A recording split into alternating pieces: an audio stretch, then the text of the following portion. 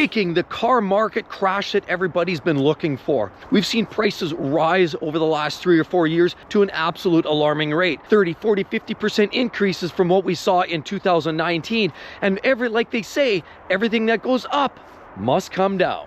According to data we're starting to look at, the average car loan is about $750 a month. We've actually seen the average vehicle brand new transaction price retail for about $48,000 and change, almost $49,000 for a brand new vehicle on average. We've seen car manufacturers like Ford selling their infamous F-150 series vehicles, and they're up to an average of $66,000 per transaction. And looking at car lots now, we're seeing inventory pile up like there's no tomorrow. I mean, right here alone, we have millions of dollars of inventory just sitting here building up, because back in 2021-22, we saw a drastic shortage, which naturally supply and demand meant prices were going to skyrocket, and they did. But now we're starting to see inventory pile up. We've never seen these types of numbers. But unfortunately, the CDK outage here recently had some skewed numbers, and we're seeing numbers that don't necessarily add up. 116 days supply is what we are seeing on the market, and all of a sudden, a short time later, now we're down to 68 days supply. That's the time frame that it actually takes to sell the current inventory at the current sales rate. And sales have been very popular on pickup trucks, large SUVs, and luxury vehicles. And even vehicles like this small SUVs or subcompact SUVs have taken up about 25% of the market, meaning they're relatively popular too. And unfortunately, the car segment is dwindling and dying up. These manufacturers know that very well, and they continue to build, develop, and sell full-size pickup trucks and SUVs for the consumer. So naturally, as the market crashing, as I say, what goes up must come down. Well, like right here, we've never seen prices as high as they are. Here we have a beautiful GMC Denali. This is absolutely gorgeous. We have Denali HD. This is clearly their heavy duty truck, diesel, beautiful wheels on there, plastic guards. You get the step boards here, as well as the flip down tailgate. Lots of great features. Rear slider and chrome dual handles here. Nice big step guard, and it's a beautiful rig. I look inside, you've got all kinds of leather interior, sunroof up top there, and a new revised center screen here. Beautiful truck. This one's a Duramax 6.6 liter. Absolutely gorgeous unit here. And we look around, we definitely have some of the chrome on the front, and I love that new inlet there. But how much does this unit cost? Well, let's take a closer look. GMC Denali HD, this is a 24 model, and unfortunately, it's $117,000.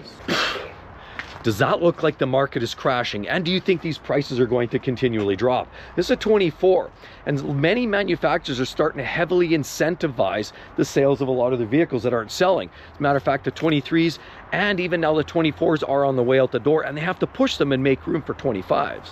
And then we see car manufacturers pumping out EVs, but we also know that vehicles like the Hummer EV here has not been selling all that well. While it represents opulence and excessive cash, not a lot of people can actually afford this in a time where people are stretched so thin. The cost of living crisis is taking hold, and these manufacturers are starting to realize that.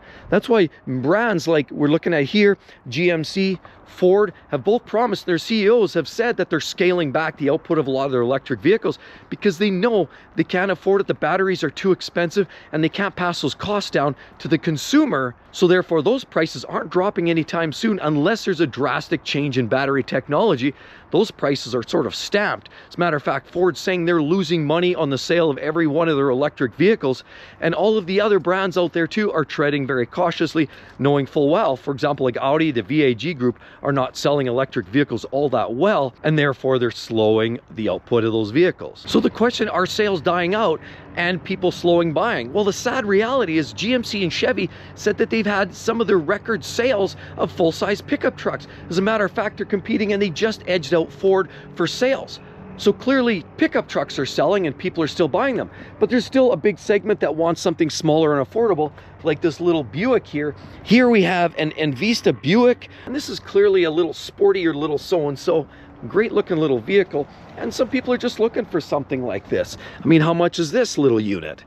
Well, you're looking at $34,000. But naturally, there are some headwinds. There's a lot of people that can't stretch and afford that $34,000 SUV or that $90,000 pickup truck. So they're stuck looking for used vehicles. Well, that's changing that market too. But a common underlying theme here that's holding a lot of people out of the market is because of the Fed. And essentially, interest rates are holding steady. Now, there might be a slight drop in the upcoming weeks or months, but it's not enough likely to get a lot of people in the market. Canadian side of the border as well, interest rates held by the Bank of Canada, and they might drop a couple basis points, but they're likely not to move anytime soon. And that's having a massive impact, major headwinds for anybody looking to buy a car, because a lot of these brand new full-size trucks here are currently sitting at about a 9.89% interest rate on brand new vehicles. Used are closer to 12-15% if you have good credit. And as well, if you're a subprime buyer, you might be closer to that 20-22%.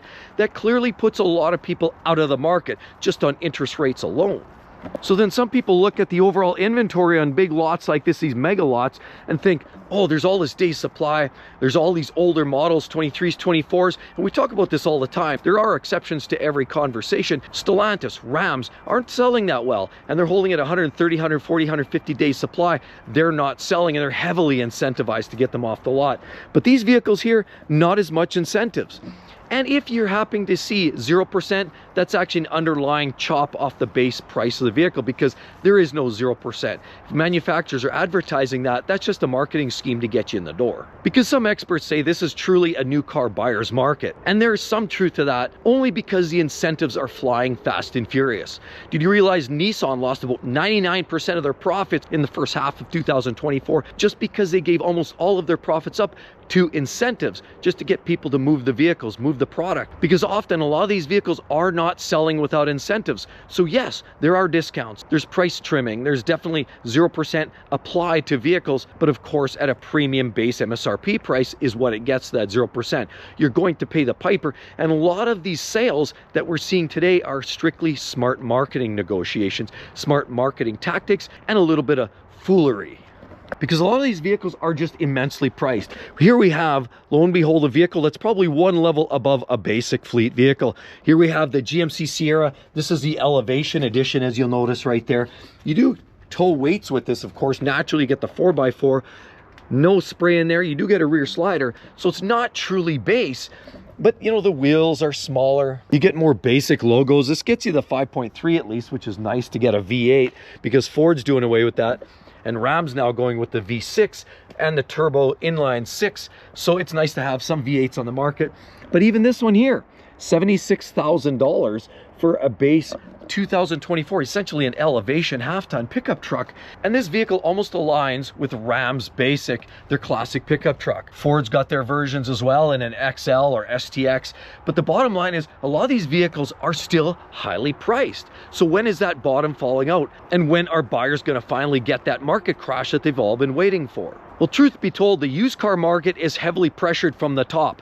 With the high prices of a lot of these brand new vehicles, all these pickup trucks that cost a huge amount of money. Here's a GMC Sierra. Obviously, this one doesn't even have a rear slider on it. How much is this? Well, let's take a quick look at this one and see how much without a slider. And this one gets you the 5.3 as well. And this one is also $75,000 and change right there for a 24 Sierra. And again, Elevation, but without a slider. This one does get the spray and liner on it, but it's basically a fairly basic standard truck. But it's these prices right here that are pushing the prices down and offering pressure, obviously, on the used car market. People can't afford these, so they're going to go used.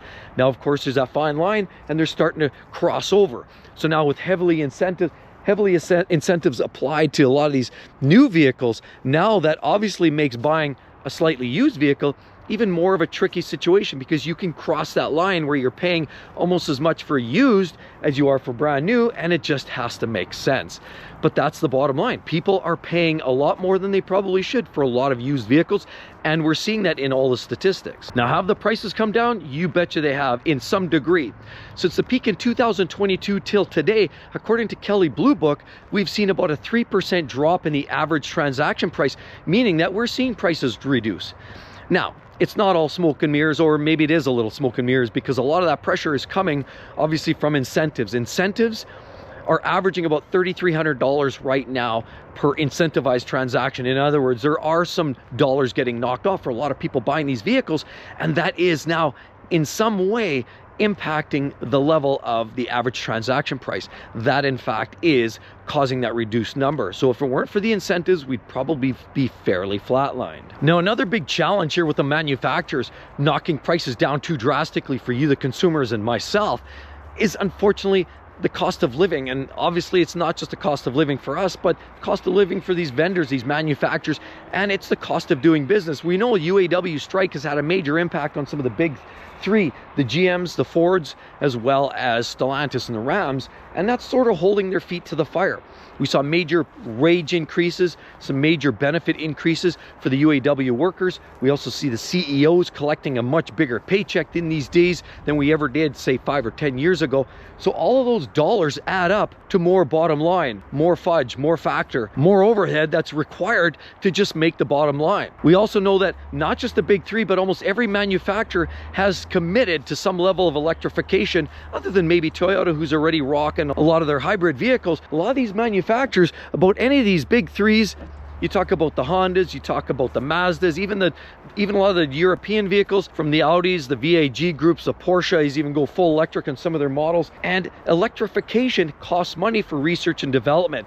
And as a result, with this commitment that a lot of these manufacturers are making, and the fact that global economics is driving them to force them to have these vehicles mandated by 2025, 2030, 2035 to be completely electric, or a certain significant portion of it, means that these vendors cannot totally ignore and disregard the electrification marketplace. Unfortunately, that research and development going into the electric vehicles, like any one of these vehicles here, we know, of course, Chevy and GM is coming out with the new fully electric pickup truck, which they highly anticipate to sell better than Ford's F-150 Lightning. But time will tell on that, because it's always the batteries. And even Mary Barra, the CEO of General Motors, is saying that they're scaling back lightly on a lot of their electric vehicles. We know the Chevy Bolt EUV, we know of course the Hummer EV, and a lot of these vehicles are poorly selling, and it's poorly selling across the board. Even Tesla, one of the biggest sellers of electric vehicles, have suffered some major losses in the first half of 2024. So when we say,